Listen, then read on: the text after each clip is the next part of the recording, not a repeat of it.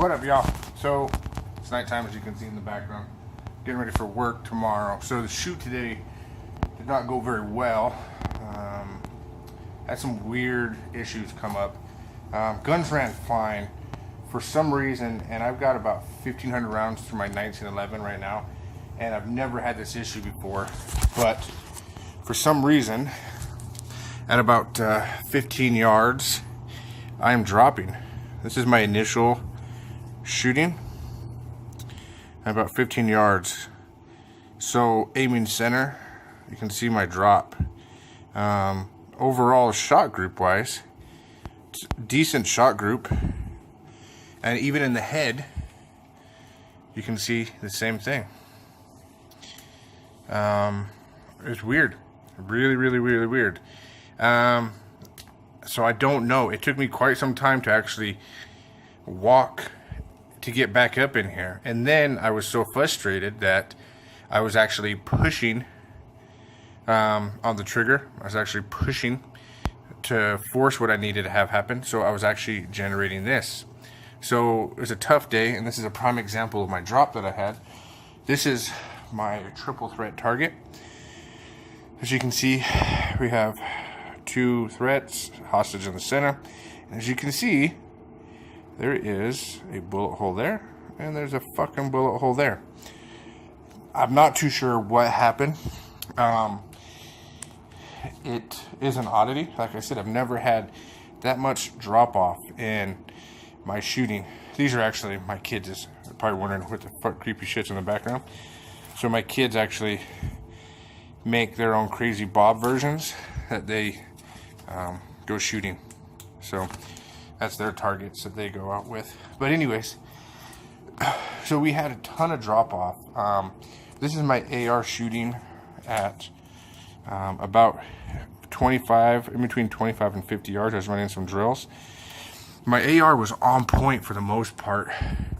So as you can see, it's stapled like this. So I did have some initial low shots in the grouping, but considering the size of the target at 25 to 50 yards with no optics, these are just the stock iron sights at a pretty fast pace.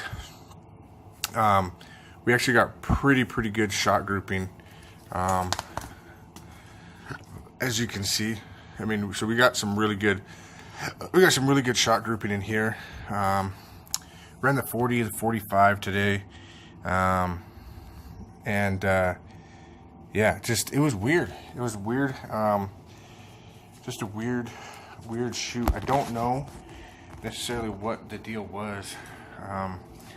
Me and the old lady, you know, we've been married for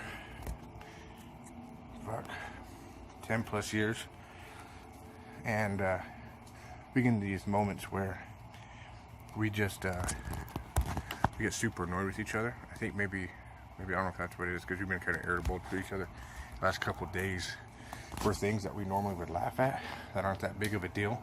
Kind of turned into like an irritable big deal. So I don't know, it was just kind of a shitty thing. It was super busy. We're having to fucking share a pit. We got a late start. We had to go pick up some 17 HMR ammo. So that threw us off, put us about an hour behind. So it was kind of a shit. But I mean, at the positive end is not every shoot can be glorious. Not every shoot can be perfect. Even Travis Haley and these guys watch their outtakes and have, you know, bad shoot groups, or they're missing. And, you know, Travis Haley had that deal where he pulled the trigger and had a negligent discharge with his AK. So it's one of those things that can happen, but that's why we train. So every now and then we need to get knocked down to get readjusted and figure out what the fuck the problem is. And so that's kind of where we're at now. I mean, overall, looking at the shot groups, I mean, this is really good on a ringed, a numbered ring. These are good. This is good grouping. I mean, 20 yards, 15 yards. These are all lethal shots, and that's the other thing I bring up to you guys. These are all lethal shots. Okay. Some of this I was doing speed drills, so this is kind of where we get these weird wompies ones out here. The really tight shot grouping is where I'm standing and doing consistent shooting. So if we were to look at that target, what do we consider that target as? Is that target success? Is that target considered lights out with that shot grouping? Or do we really focus on having everything in a much tighter shot group where everything inside here counts and everything outside here doesn't? You know, is that what we need to strive for? You know, I don't know. That's one thing that I think about, I wonder about. You know, looking at these ones, you can see that we got really good headshots. We have one outside the dome, but this guy's face is gone. Those are 45s and 223s. Same thing, 45s and 223s. This dude's done.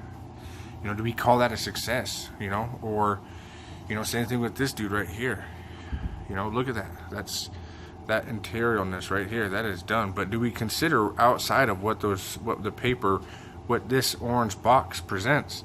You know, are these not? This isn't me shooting, by the way. These out here, that's not me. There's another person we had out there shooting with us.